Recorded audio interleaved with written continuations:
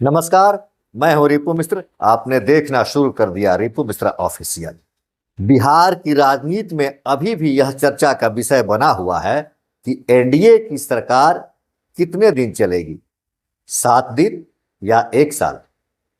हालांकि कई तरह के बयानबाजियों के माध्यम से और कई तरह की संभावनाओं के माध्यम से इस बात पर पर्दा डालने की कोशिश की गई है कि बिहार की सरकार स्थिर है, लेकिन अब कुछ ऐसे संकेत मिलने लगे हैं कि जैसे लगता है कि 14 जनवरी मतलब खरवास के बाद बिहार की राजनीति में कुछ बड़ा होने वाला है।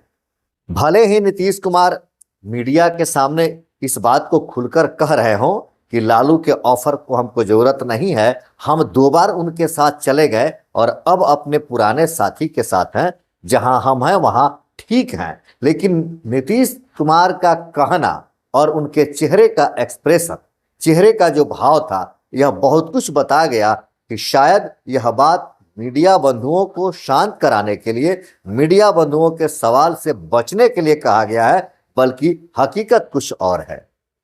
क्योंकि इस जदयू और भारतीय जनता पार्टी के नेताओं के जो बयान आ रहे हैं और हकीकत में क्या बात चल रहा है, दोनों में काफी अंतर आ रहे हैं। अभी भी भारतीय जनता पार्टी के आला कमान मतलब अमित शाह का कहना है कि बिहार का अगला मुख्यमंत्री कौन होगा, इसको तय करेगा भारतीय जनता पार्टी का संसदीय बोर्ड। जबकि बिहार में जदयू के नेताओं ने इस बात को स्पष्ट कर दिया है कि बिहार के अगले मुख्यमंत्री नीतीश कुमार ही होंगे। दोनों की बातों में काफी अंतर है। दूसरी सबसे बड़ी बात यह है जो स्पष्ट कर रहा है कि बिहार में एनडीए में सब कुछ ठीक ठाक नहीं है और नीतीश कुमार भारतीय जनता पार्टी के साथ अब सहज नहीं है। दोनों के बीच की दूरियां बढ़ने लगी है। यह आज की इस घटना से और बिल्कुल साफ हो गया है। अमित शाह जो 6 तारीख को पटना आने वाले थे, उन्होंने आनन फानन में अपने सभी कार्यक्रम को रद्द करके 5 जनवरी का दिन सुनिश्चित किया कि 5 जनवरी को हम पटना रहेंगे। नीतीश कुमार से मिलने आ रहे थे। खबर तो यह भी थी कि उनके साथ मनोहर ठक्कर भी आ रहे हैं, मोदी जी के स्पेशल दूत बनकर नीतीश कुमार से बात करने के लिए।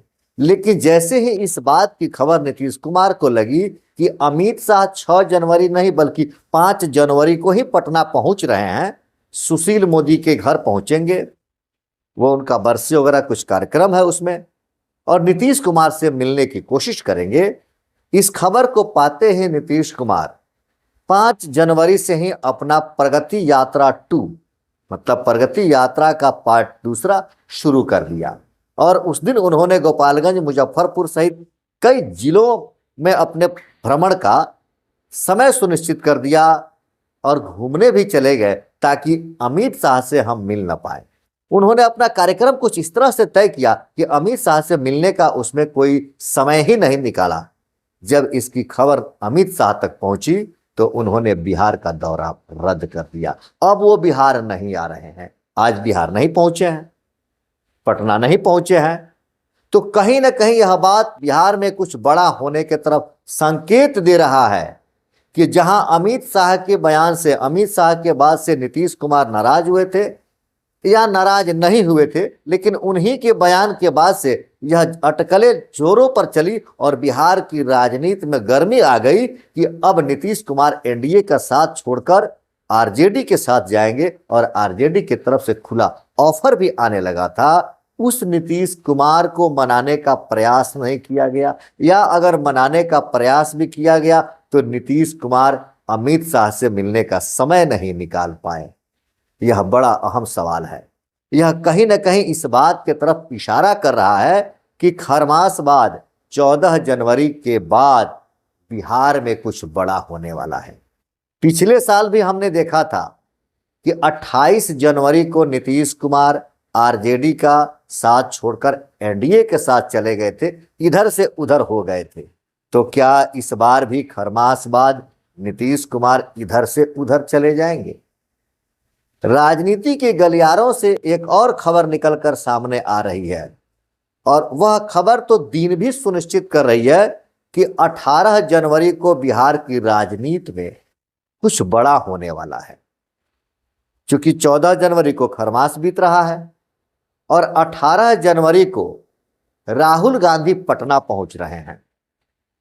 18 जनवरी को आरजेडी के सभी विधायकों को पटना बुलाया गया है, कांग्रेस के विधायकों को पटना बुलाया गया है और राहुल गांधी भी पटना पहुंच रहे हैं।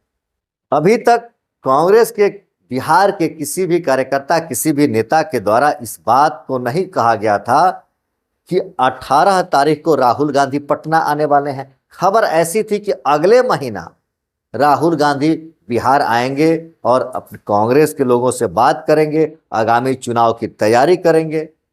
अभी फिलहाल वो दिल्ली के चुनाव में व्यस्त हैं, लेकिन अचानक से आज यह खबर निकल कर आई है कि 18 जनवरी को राहुल गांधी पटना आ रहे हैं। कहा तो यह जा रहा है कि संविधान सम्मेलन में आ रहे हैं, लेकिन राजनीति के जानकार, सियासत के माहिर खिलाड़ी इस बात के कई मायने निकाल रहे हैं।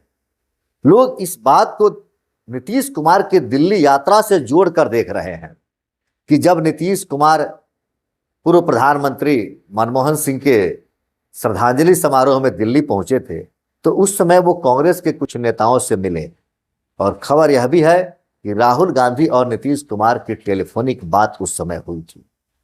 अब जब नीतीश कुमार और एनडीए की बात नहीं बनी, अमित शाह पटना नहीं आए, नीतीश कुमार से नहीं मिले, तो राहुल गांधी ने, ऐसी खबर है, सूत्रों के हवाले से पता चल रहा है कि राहुल गांधी ने नीतीश कुमार को बहुत बड़ा ऑफर दिया है और उस ऑफर पर लालू यादव भी सहमत हो गए हैं। तभी तो हमने देखा कि पिछले कुछ दिनों से बिहार की शासन प्रशासन पर और बिहार की सरकार पर जब कुछ बयानबाजी हो रही थी तो चाहे वह प्रियंका गांधी हो, राहुल गांधी हो या कांग्रेस के बड़े नेता हो, किसी ने नीतीश कुमार की सरकार नहीं कही। डबल इंजन की सरकार, एनडीए की सरकार, भाजपा की सरकार, इस तरह से कहकर बिहार की सरकार पर सवाल उठाया गया, लेकिन नीतीश कुमार का नाम कांग्रेस की तरफ से नहीं लिया गया है। और अब खबर ऐसी है कि राहुल गांधी ने नीतीश कुमार को एक बड़ा ऑफर दिया है।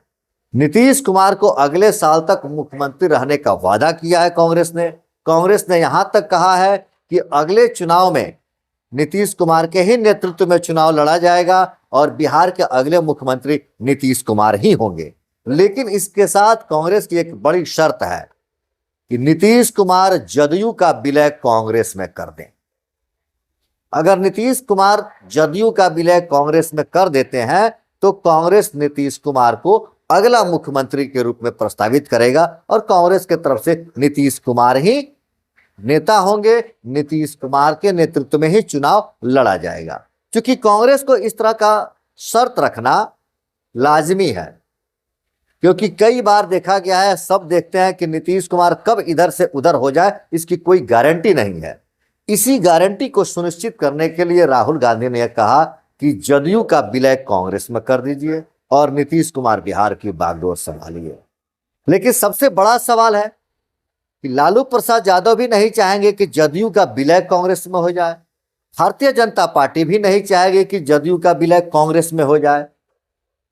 लेकिन अगर इस तरह की बात है, कहीं न कहीं सियासी गलियारों में इसकी चर्चा चल रही है, तभी तो राहुल गांधी फरवरी से पहले 18 जनवरी को ही पटना आ रहे हैं और बिहार के तमाम राजनीतिक दल के विधायक, चाहे जदयू के हों, आरजेडी के हों या कांग्रेस के हों, ये सभी पटना में उस दिन एकत्रित हो रहे हैं। तो कुछ न कुछ बड़ा होने का संकेत मिल रहा है 18 जनवरी को खरमास बाद। हालांकि नीतीश कुमार अगर कांग्रेस में जदयू का विलय नहीं भी करते हैं तो वर्तमान जो स्थिति देखने को मिल रही है, जिस तरह से दिल्ली नीतीश कुमार गए और भारतीय जनता पार्टी के बड़े नेता उनसे नहीं मिले, तो कहीं ना कहीं भारतीय जनता पार्टी नीतीश कुमार के जदयू पर अपना कब्जा कर चुकी है। कहीं ना कहीं भारतीय जनता पार्टी के कवर में जदयू के सांसद आ चुके हैं, जिसके चलते भारतीय जनता पार्टी नीतीश कुमार को वो वैल्यू नहीं दे रही है। अगर नीतीश कुमार जदयू को कांग्रेस में भी विलय नहीं करते हैं तो आने वाले समय में भारतीय जनता पार्टी नीतीश के बहुत बड़े सांसदों को, नीतीश के बहुत अधिक सांसद और विधायकों को भारतीय जनता पार्टी में विलय करा लेगी। अगर इस तरह का आसार नहीं रहता तो आज अमित शाह मुख्यमंत्री के चेहरा के रूप में नीतीश कुमार को प्रस्तावित करते, ना कि यह कहते कि भारतीय जनता पार्टी का संसदीय बोर्ड इस बात को तय करेगा। अमित शाह का यह बयान स्पष्ट इशारा करता है कि भारतीय जनता पार्टी इस समय जदयू पर पूर्ण रूपेण हावी हो चुकी है और नीतीश कुमार अलग थलग पड़ गए हैं। वैसे आपको क्या लगता है कि क्या नीतीश कुमार भारतीय जनता पार्टी में जदयू का विलय कर देंगे? क्या नीतीश कुमार कांग्रेस में जदयू का विलय कर देंगे? या जिस तरह से जॉर्ज फर्नांडिस और शरद यादव समता पार्टी से अलग हो गए और जदयू बन गया, उसी तरह से कहे नीतीश कुमार भी तो जदयू से अलग ना हो जाए और यह जदयू कई खंडों में बंट करके कई पार्टियों में विलय तो नहीं हो जाएगी? आप अपना विचार कमेंट करके जरूर बताएं। देखते रहे रिपु मिश्रा ऑफिशियल। धन्यवाद।